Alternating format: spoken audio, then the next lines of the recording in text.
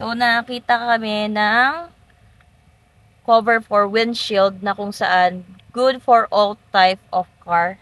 And kung sakali pong mahaba or nahahabaan kayo para sa inyong sasakyan, is pwede nyo siyang putulan. Ayan.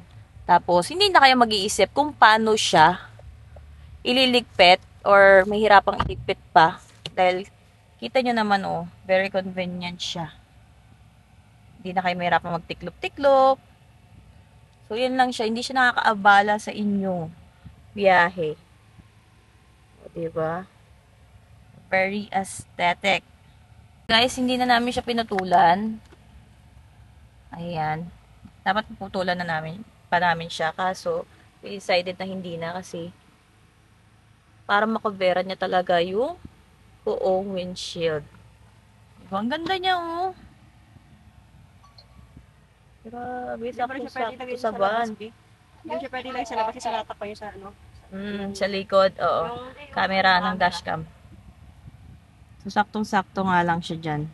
Di ba? Napakaganda.